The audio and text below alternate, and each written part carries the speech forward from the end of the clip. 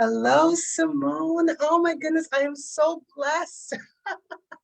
Thank you so Oh much my for, goodness, I'm feeling the same thing. You're welcome. yes. Well, everyone, thank you so much for joining me today on my armchair travel adventure as I continue to live as a local in Spain. And when you think of a local, I think of Simone. My friend Simone came off a cruise that we were on, fell in love with Spain, and decided to move there. And I just want to say thank you for sharing your story with me and everyone else about what that experience was and what it felt like and what you learned and what you could share with others. So thank you, Simone. Oh, you're very welcome. You're very welcome, Tammie. I'm excited to be here. I'm Simone Simpson from Meditation Rising, founder and CEO of Meditation Rising, and I am honored to share my experience of realizing my dream with all of you. Yes. Well, Simone, tell me a little bit. I want to get to know about you. Tell me a little bit more about what Meditation Rising is actually. Meditation Rising is like Netflix for your soul. It is where there are meditations. There's a subscription that's very similar to Netflix, where there is a recorded meditation. Every week we do a live meditation, but it's bringing meditation to everyone. I've been meditating. I'm a Kriyaban. I've been meditating for over 15 years. And I've just heard over the years so many people wanting to know how to meditate and saying they wanted to start a meditation practice. And I just thought, this is what I do every day. And I've had, with my training, with my experience, I was trained by meditators who've been meditating 30, 40, 50 years.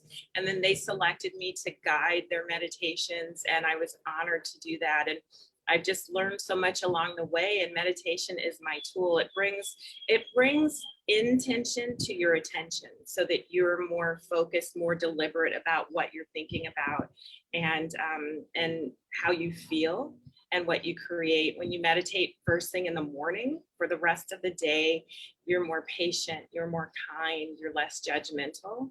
And from that space, you begin to create. There's such an emotional bond between and energy that comes from you that is so pure and gentle and kind. Just by you saying those few words, I get goosebumps just listening to you. And I want to say thank you. You're very welcome. You're very welcome. Thank you. Thank And you. so tell me about that. So is it that feeling that you had when you were on that cruise and you came off in Barcelona and said, this is home. Could you share a little bit more about that? Yes, I would love to. So it was my first trip to Spain. I hadn't yet been. And I arrived 3 days before everyone else, 3 days before we were leaving on the cruise. So it was just me in Spain. So I was in Spain, and as soon as I got into the airport, I was looking around trying to figure out what there was just something in the air that I hadn't felt before. So I remember looking around and just looking for what is it? And there was nothing spectacular about the airport that would have brought that about, but I just noticed something different. And then I went to Castelldefels. I just felt so free, so me. It was so easy to be me. And within 2 hours, I said, I have to live here. I was there 2 hours.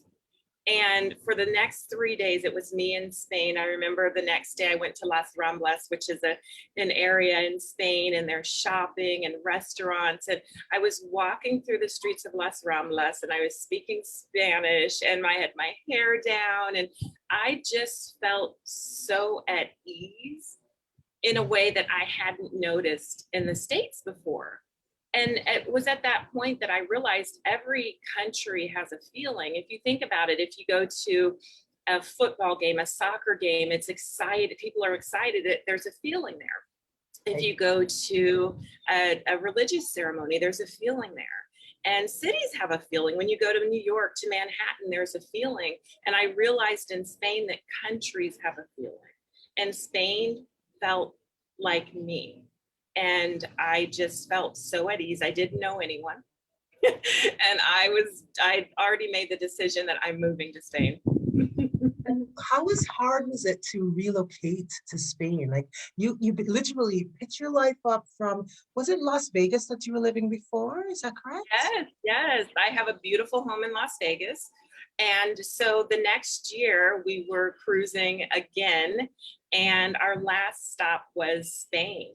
And so our last day on the cruise was going to be my first day in my apartment in Spain. So I planned it like that. So it was very interesting because my energy was different on that cruise, and people were asking me about it. And I was like, oh, well, the last day I moved into my apartment, I hadn't seen it yet. And things just happened so easily. I had this list. I wrote a list of probably 3 or 4 pages, a to-do list of everything I needed to do. And once I was done with everything, then I would move to Spain. And it was in this notebook, and then the notebook ended up on a shelf, and that was that. And one day I was working, and the thought just came to me, go online and get your apartment now. And I was thinking, I haven't even looked, like it just, but I couldn't not do it. It was that strong of a thought that was like, just do it now. So I just went online. The first apartment that I saw was exactly what I wanted. I wanted something remodeled. I wanted a view. I wanted to see mountains. And I was like, certainly it can't be this easy.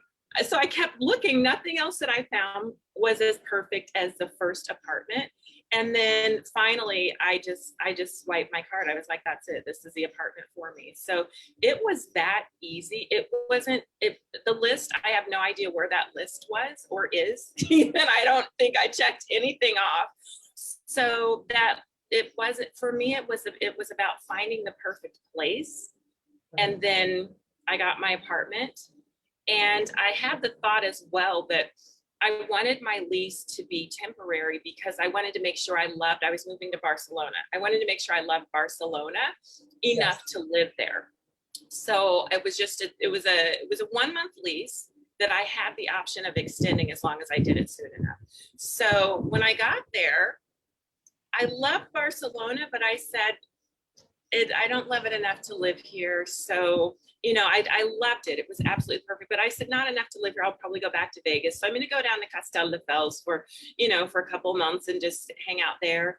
And Castelldefels is on the coast of Spain. It's just south of Barcelona. It runs along the Mediterranean Sea. So it's right on the beach. It reminds me of a mixture of Malibu and Manhattan. You're right on the ocean. And as soon as I got to Castelldefels, I said, oh, I'm supposed to live on the ocean. This is it. So I say that like I wasn't sure. I hadn't lived in Barcelona yet. So although it's the country for me, within that country, the cities are very different, as are cities in every country. So I had to find this city for me, which was Castelldefels, which is actually a town of 60,000. So much smaller than Barcelona, which has millions of people. And it was just absolutely heaven. I ended up learning as I lived there that it is a vacation spot. And that's where people in Spain vacation to. The soccer players live there. I have a funny story of running into one of the soccer players. I didn't know it was him until later.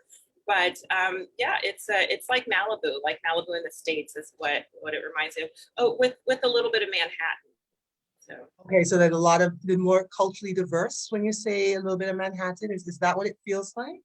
It felt like the trendiness, the upwardly mobileness of Manhattan, the trendiness of it, the quick to find new things and to explore new things. It just felt, it didn't have a slow feeling of some small towns. Some small towns feel a little bit slower paced and it just had kind of a exciting in the middle of a party, which I loved it. It's during the off season, it's very tranquil, just the locals. And then holidays, it's the middle of a party. I was living in the middle of a party. It was so. I love that. So I'm just going to go with the flow of this, but what sort of festivals did you experience there that you just fell in love with in Spain? Yes. So I love holidays, and I will celebrate almost any holiday, whether it's something I grew up with or not. And so something that one of my favorite holidays is Christmas time. And there are a lot of holidays around there. We have Hanukkah, there's Christmas time, we have Diwali. So there are just a lot of holidays around that time. But in Spain, they do celebrate Christmas, and then they celebrate St. Stephen's Day the day after. So it's 2 days that are celebrated exactly the same. So you get Christmas and then Christmas. And so I was so excited to learn about that. And so we had our Christmas dinner, which dinner is at noontime, so dinner is lunch. That's our biggest meal of the day.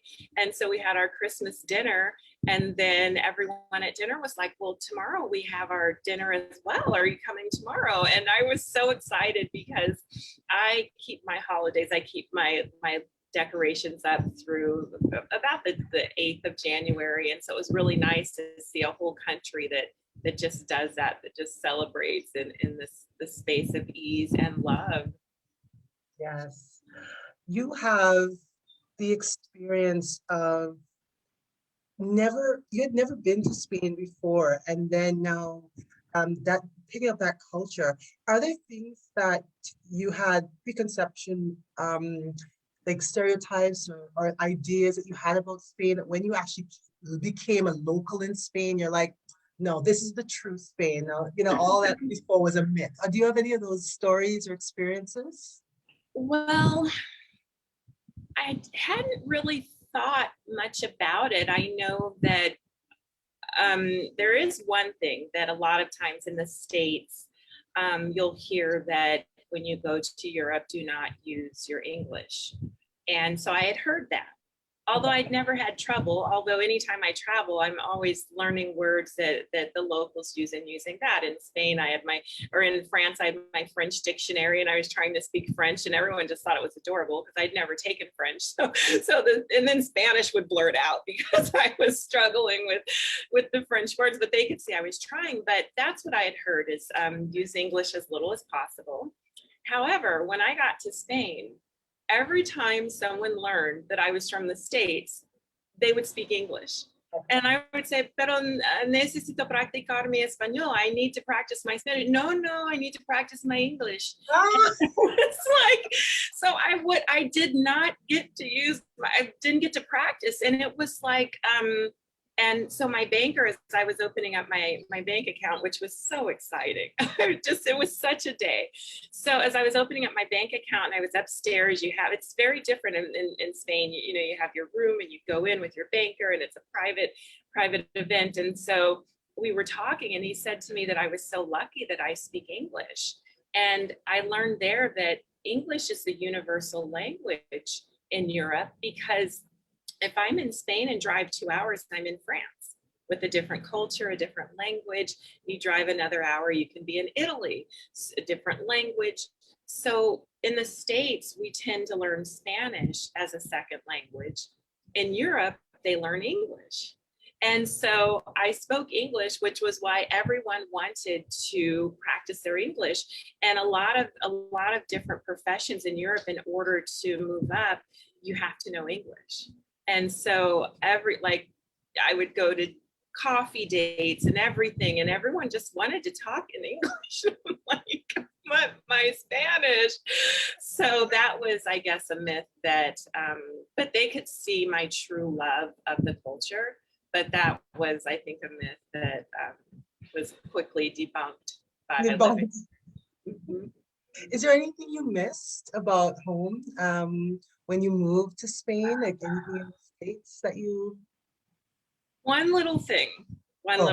So as I said, holidays I love. I mean, if you know a holiday, leave it in the comments, because I will celebrate that. Like, I love holidays, learning about them, celebrating them. And so in the States, I start celebrating autumn, fall, September 1st with candles, decorating. I'll put pumpkins out, just celebrating autumn. And then I go into the Halloween celebration, and then I go into Thanksgiving in November. And then the day before Thanksgiving, I decorate for Christmas, and then I add Hanukkah. So from September the 1st until the end of February, it's a whole holiday season for me. So in Spain, there wasn't a celebration of autumn time.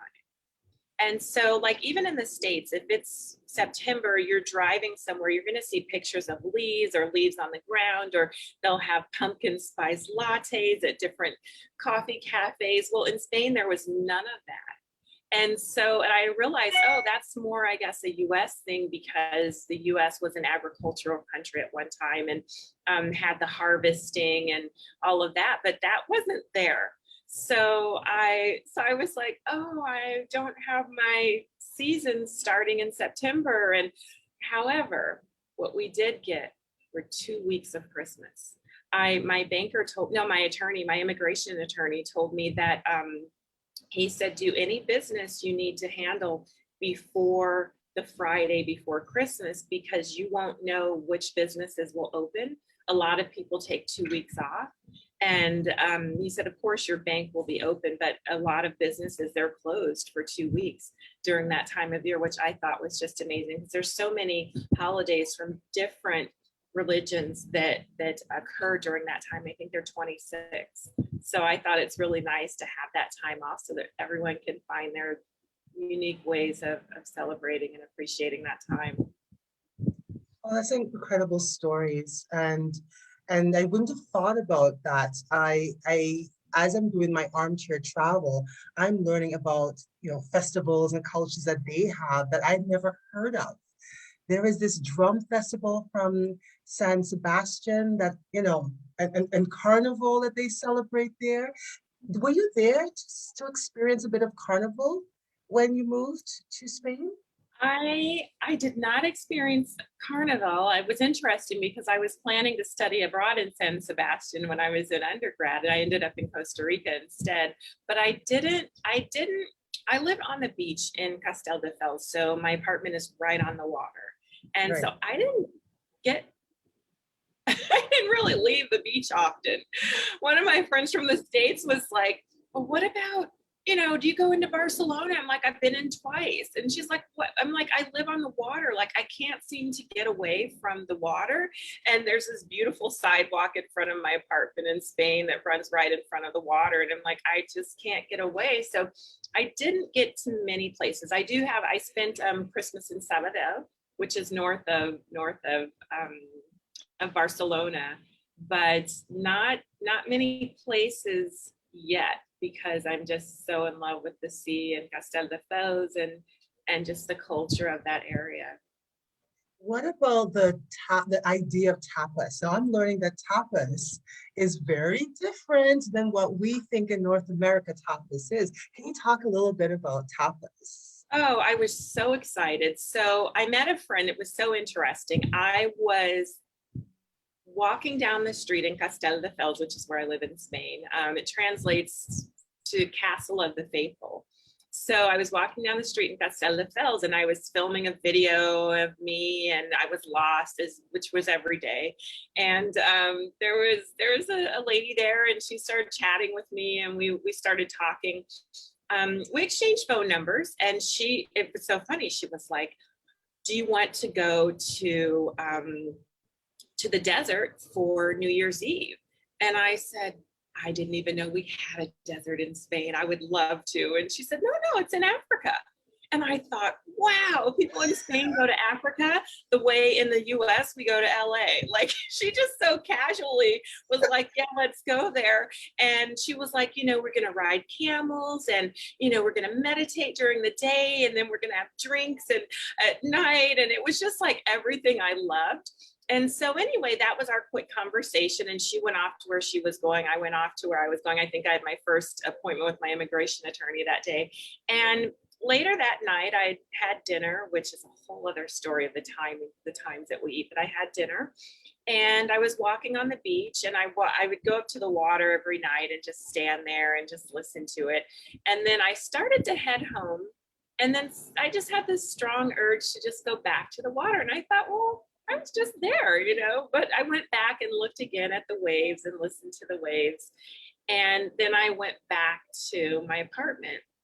And then I heard someone saying, Simone, Simone. And I looked, it was the lady from that morning.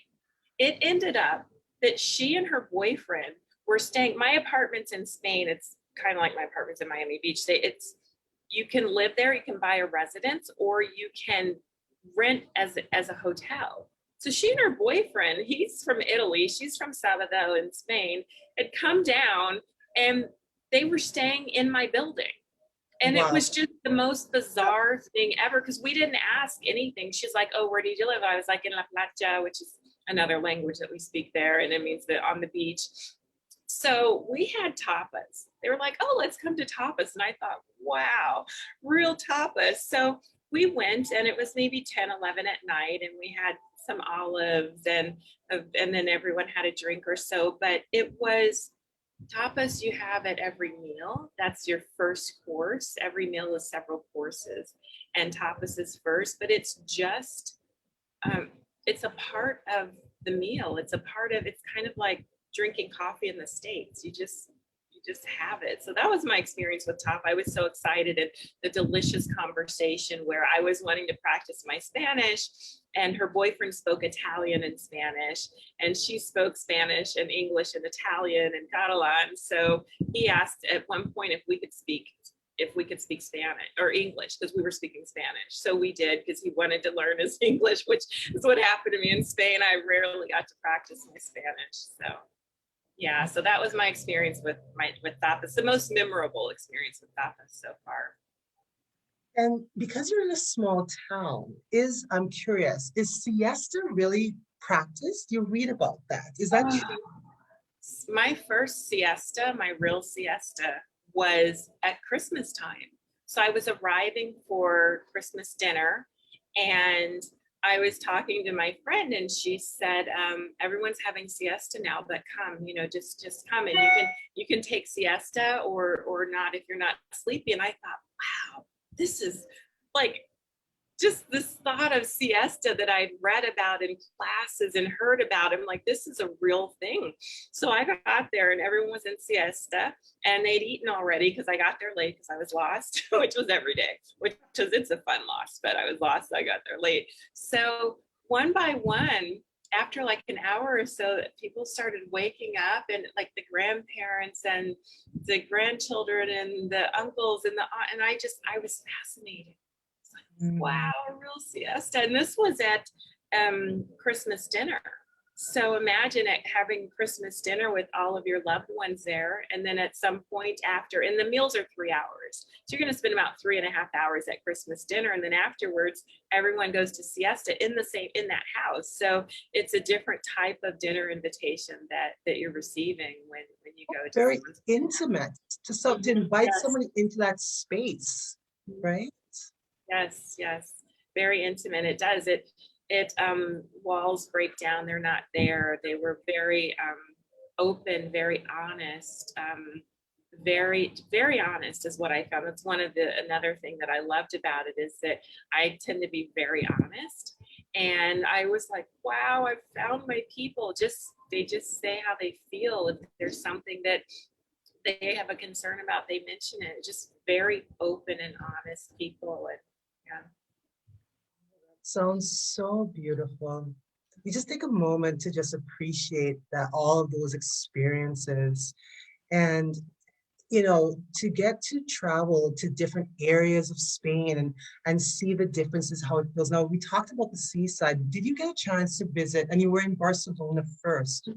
Have you had an opportunity before to travel to other areas like Valencia or Madrid to see what the energy of those places feel like?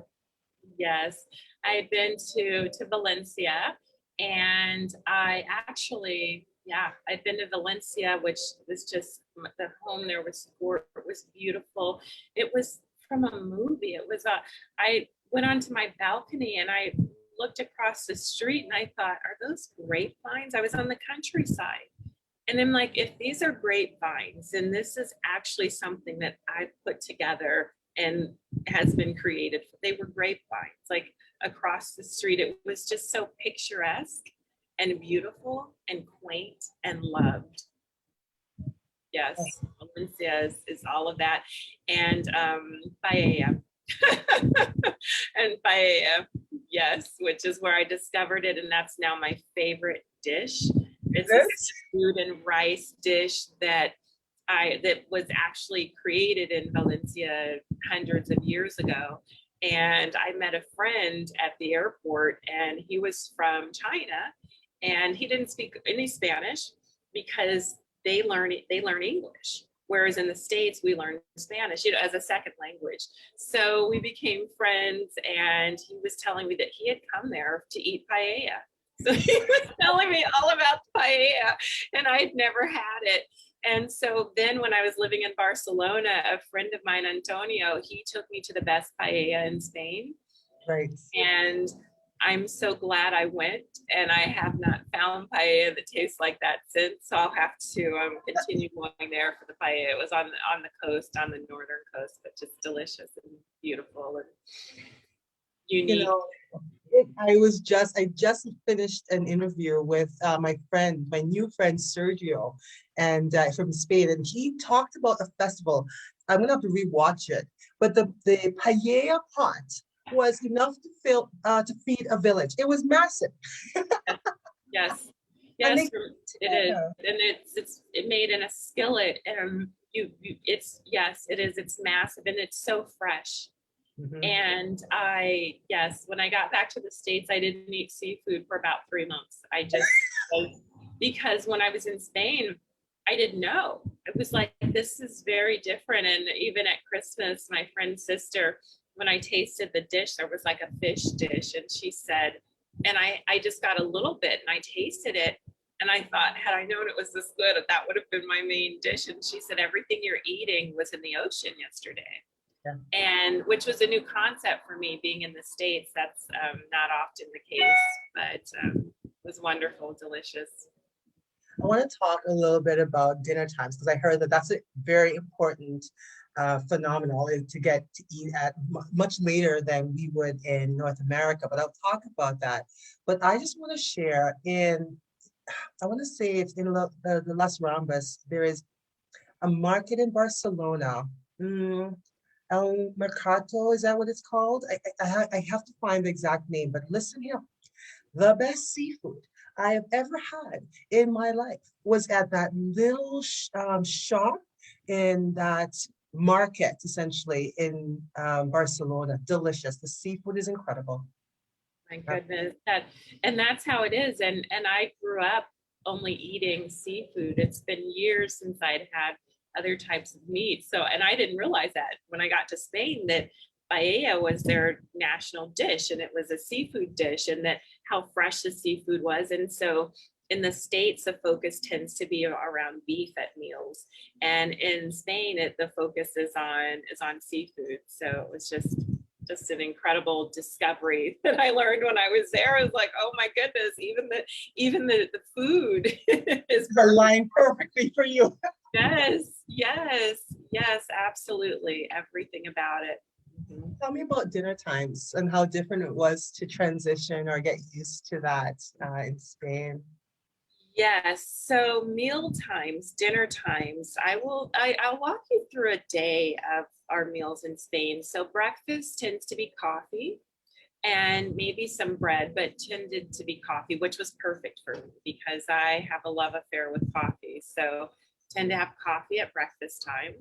And then at lunch is the biggest meal of the day.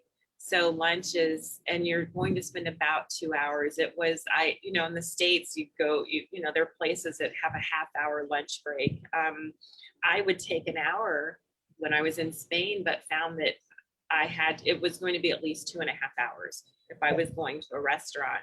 And so I ended up saying, I just have to plan for this because nothing is rushed ever. Everything is savored every moment. And so to do that at a meal, it's going to be about 2.5 hours. So that was our lunchtime. And then the dinner is much later. So about the earliest would be 8 or 9, but that's around the time that you're going to have dinner in Spain. So it was a really good schedule for me because my natural vibration is a night owl. Like my brother, when we were little, he used to tell me I was a vampire because I could just stay up all night. Like that was my thing. So the schedule in Spain, I loved much better when I got there. I was like, oh my goodness, I was sleeping in, staying up later. I felt like reverting back to my normal sleep pattern, which I had gotten away from just because I work out in the morning. So it was really nice to get back to that. But yeah, the dinner is later. It's after 10 or so. So you can have it between 9 and 10 is when you'll have dinner.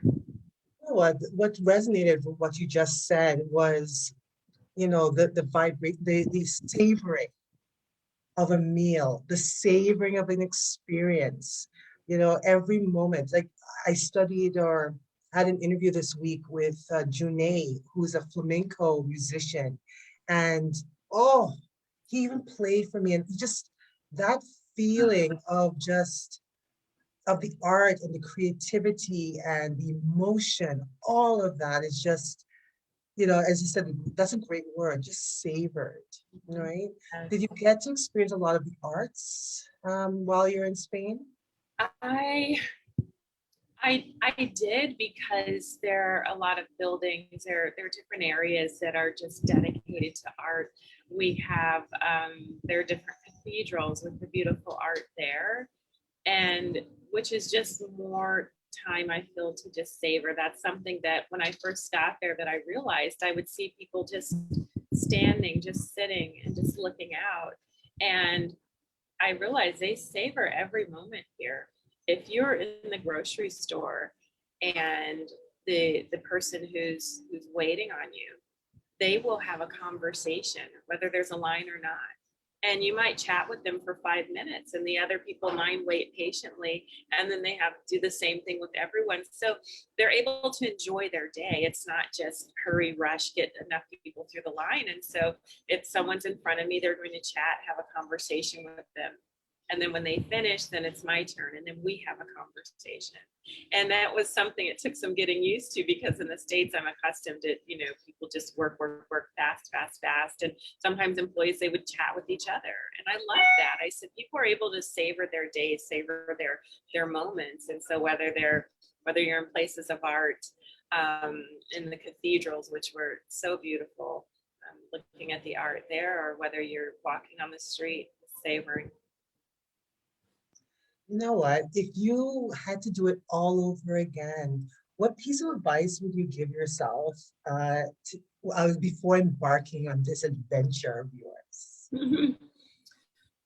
I would say the main component, which I actually did, is have a temporary lease initially, live there first, because it may be the country, but you may end up wanting to really live in a different city.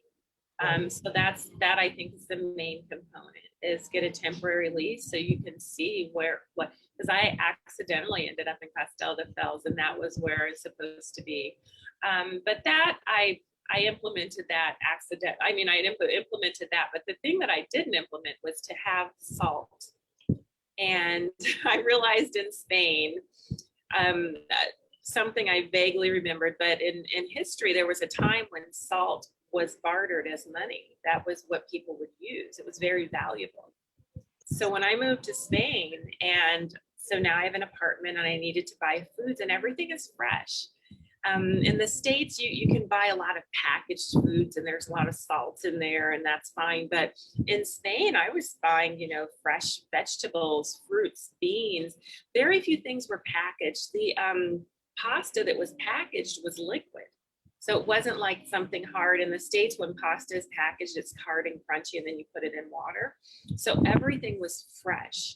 And so when I finally found the grocery store, which was a whole story in itself, and went shopping and then got my food home and was making the meal, I realized as I started making the meal that I didn't have salt. And so when you're making fresh food and there's zero salt, as soon as I took a bite, I realized why salt was bartered, was used as money. And then we went to, I think, silver, gold, and now we have different cash in different countries, but it has salt and know where to get it. So even if you bring a little bit in your bag, have salt in that way, because even the next time I went to the grocery store, I forgot to get salt. I kept forgetting because I needed food. And so it wasn't in the forefront of my mind until I would get home and start cooking. So I would say have salt, and know where the grocery store is. So that was a big one. Know where the grocery store is and have salt. That sounds like a funny story though. What is it about this grocery store?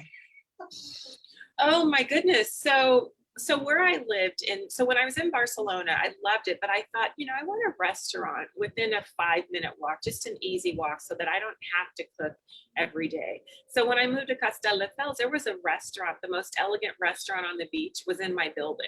So I loved it. So for about a week, maybe two, I just ate in my building. I didn't even have food yet. I had water, but I didn't have food. So finally I was like, okay, I have to find the store. I have to find a grocery store. And the grocery store that the concierge in my building told me about was 3 kilometers in one direction and then 3 back. And I thought that's a long way, because I was using my bicycle as my transportation, which was another dream of mine that I had that I didn't know. I just remember watching movies. There's a movie and the lady, they were in France and she would ride her bicycle to the market and then have her food in her basket. And I just thought, what freedom that is. She would just ride her bike. So my bicycle was my transportation in my town when I went to up and down the beach. And so I thought, well, 3 kilometers there and then back, that's a long way with groceries. And so I was like, I have to be able to find something closer. So it was an issue. I didn't have a SIM card. And then online everything was written in Catalan, which is a different language, which is the official language of Castelldefels. So, which I didn't know until I got there. Even Barcelona, their official language is Catalan. So it's a different language. It's not Spanish. So even in grocery stores, I was looking like, what is cream? If this were Spanish, it would be easy. But so finding the grocery store. So then one day I heard music playing and I looked out and there was this truck driving with an advertisement for a grocery store. And I thought, ask and it is given, because I was need a grocery store and I'm like, I need something that's closer in town. And so I saw the name of that grocery store. I found it. That was all the way in town. So that was probably further than the one they told me about. But it was an adventure riding my bike into town. And it was really big. So they had everything. And I needed everything. I didn't yet know that that there was even an Amazon that could deliver there. Like, it's just literally when you need salt, it's a big deal. There are little things that you just don't have when you first move to a country that aren't on your priority listed. So I didn't have my deliveries that in the States was like a click, delivered. I didn't have that yet. So I hadn't bought anything. And this grocery store had everything. It had more than food. And I needed like detergent and it just had everything. So it was like I had discovered diamonds is what it felt like. And then I had bags of groceries on my bicycle hanging from the handles, riding that. I mean, I'm sure I could have Ubered, but that wasn't even a thought. I wanted to ride my bicycle in Spain. So that's what I did. And then another day, I was just riding my bicycle and I saw a sign for a grocery store and it had an arrow. So there was actually a grocery store that was less than a mile away from my house. It was like on the beach. It was 1 block west of where I lived and maybe a half mile down. So I discovered that. So even that was a discovery. So when I got there, I was so happy. Like it was another discovery. Like, I know how they felt when people were discovering countries, because I discovered salt, I discovered grocery stores. That's the most incredible stories and adventures. Is there any other that stand out in your mind? I know you've shared so much, but is there another story that says, you know what, this is love, this is Spain, this is why I'm here? Do you have any of those, or a story? I do. So many of them. So I remember, so when I was there, I was like, I would love to be in love, and the holidays are coming, and I want to kiss on Christmas. That's what I had decided. It was like, I want to kiss. I just want to kiss. That's it. I want to kiss and kiss and kiss on Christmas. literally kiss was my word. So in Spain, when you say hello, you kiss on one cheek and then the other. So every time you say hello, you get 2 kisses. And then when you're leaving, bye-bye, 2 kisses. So the first dinner that we went to at Christmas, there were maybe 12 or 15 of us. So everyone kiss. So that's 30 kisses if you just kiss each person hello and goodbye. But Right. it was more than that because everyone was just so excited and so happy. And then if some people would say they were leaving and they would kiss, but then they wouldn't leave. So then maybe an hour later when they were really leaving it, you kiss again. So the first house, I probably had 40 or 50 kisses. Then we went to my friend's, her best friend's house. And so we went to her best friend's house, which was wonderful to see that and that experience. And there were about 15 people there. So you kiss hello and you kiss goodbye. So another 30 kisses. So by the end of the night, I had probably had 100 to 150 kisses. So that's something that's unique that I said I wanted to kiss and I kissed. So I was thinking more like have a boyfriend or something, but it didn't end up being that. But there was still so much love, so much welcome, so much genuine. People were genuinely so happy to see me, to talk to me, to hear my story. They were excited that I was moving to Spain. They were just wanted to know like my experiences. It was just a genuine exchange of appreciation. Oh, isn't that beautiful? Isn't that beautiful? Yes. Yes. Well, Simone, our time has passed so joyfully. You are a brilliant manifester of experience. Look at what you created for yourself by a thought, by the impulse to take action. Go find that apartment and look what you created, those stories, those memories, and the fact that you're able to share them. Like, I feel the energy of what you created for yourself. And I want to say thank you. Oh my goodness, this has been magical. Is there any last words you'd like to share? I would like to say, find the perfect place in the world for you and go there. Yeah. It's so important. I think that a lot of people might have been born into the perfect place in the world for them. But for so many of us, that's not the case. There might be another place that's even more special. So find the perfect place in the world for you and go there. I love it. That's great advice.